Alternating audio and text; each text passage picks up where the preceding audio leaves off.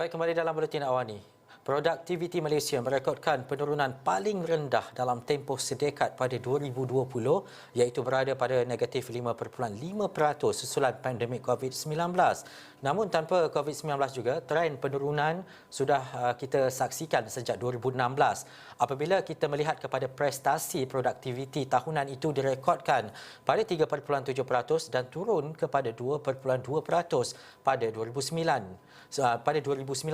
Malah pada tahun 2020, produktiviti Malaysia jauh lebih rendah berbanding Indonesia yang berada pada negatif 1.8%.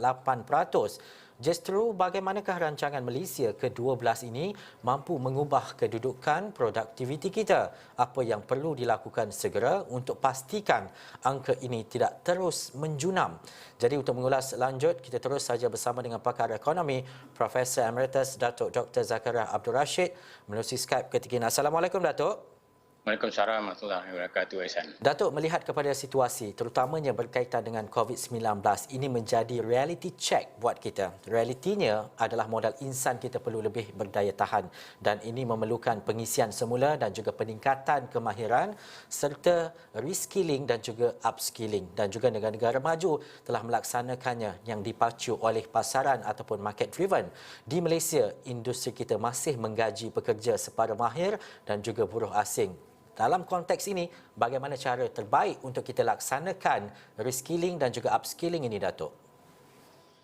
Terima kasih banyak, Ihsan. Apabila tadi kita ingin bercakap tentang produktiviti ini, produktiviti dan juga kemahiran buruh ni memang isu kembaran, saya katakan. Dia berkembar. Jadi kalau kita lihat tentang prestasi produktiviti Malaysia yang kadar pertumbuhannya semakin perlahan dan pada 2020 direkodkan tadi sebagai negatif, itu adalah kadar pertumbuhannya. Jadi kita perlu faham bahawa produktiviti ini adalah isu jangka panjang. Dia adalah isu struktur. Jadi bermakna kita sepatutnya tidak begitu bimbang, tidak begitu concern tentang apa yang berlaku pada 2020 ini. Kerana pandemik ataupun wabak yang berlaku ini merupakan satu fenomena cyclical. Bermakna satu gelombang perniagaan. Kalau hapus ataupun tamat sahaja pandemik ini, bermakna kita akan kembali balik kepada keadaan biasa. Ataupun mungkin keadaan yang kita panggil bukan keadaan biasa seperti dulu, tapi keadaan new normal lah, ataupun kebiasaan baru. Cuma apa yang saya nak ditegaskan sini, apabila saya cakap produktiviti ini adalah satu isu jangka panjang, bermakna kita harus merancangnya peningkatan produktiviti ini untuk tempoh jangka masa yang panjang. Maka rancangan Malaysia ke-12 dan juga plan kesamarataan bersama tu kan, ataupun apa tu dipanggil 2030 itu adalah tepat sekali kalau kita mengambilnya secara serius tentang peningkatan produktiviti. Tetapi apa yang berlaku sekarang ini ialah kita lihat tadi diberikan angka kadar pertumbuhan produktiviti yang menjadikan kita semakin perlahan dan juga terkebelakang berbanding dengan Indonesia, berbanding dengan Vietnam dan juga mungkin dengan Filipina juga. Jadi bermakna kalau kita sekarang ini adalah sebuah negara ketiga terkaya di Asia Tenggara, di ASEAN, mungkin di masa akan datang kita akan tercorot. Kita akan jauh ke belakang lagi. Dari segi GDP per kapita, bukan daripada level GDP-nya. Jadi maka apa yang patut dilakukan ialah tentunya kita mestilah mempermodernkan stok modal kita. Bercakap tentang stok modal kita ini, stok modal merupakan kapasiti pengeluaran yang akan kita gunakan dan dia merupakan potensi kita untuk tumbuh di masa akan datang. Tetapi apa yang berlaku pada tahun 2000, ini data ini tadi tidak disebut, saya sebutkan sekarang ni lah, iaitu gross fixed capital formation ataupun pembentukan modal tetap kasar. iaitu investment pelaburan di dalam modal tetap. Pelaburan di dalam modal tetap kita ini meningkat dengan kadar yang semakin berkurangan.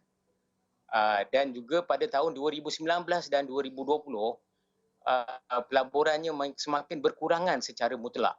Jadi bermakna dalam pelaburan ini kita akan melakukan pelaburan gantian, iaitu mana-mana modal tetap yang dah lapuk akan kita gantikan, dan juga kita mesti melakukan juga pelaburan baharu, iaitu supaya stok modal kita makin bertambah besar.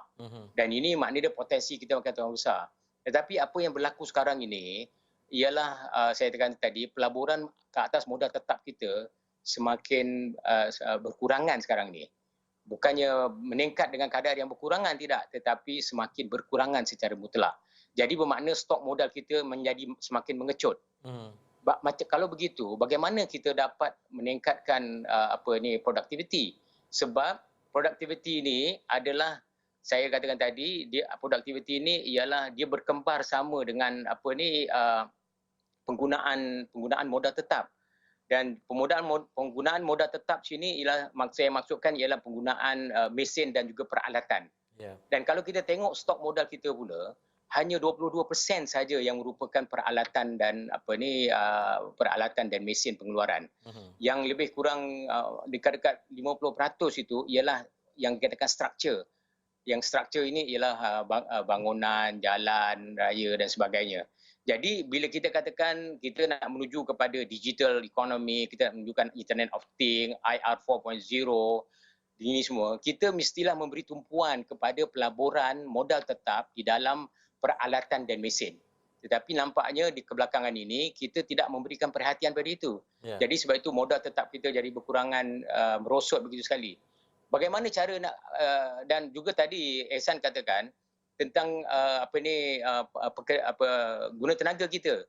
Maka apabila modal tetap kita, modal tetap yang usang, modal tetap yang bukan best practice technology, bukan best practice technology, yang best practice technology tentunya yang kita katakan tadi, yang digital, yang IR 4.0, yang Internet of Things, perkara-perkara yang seperti itu.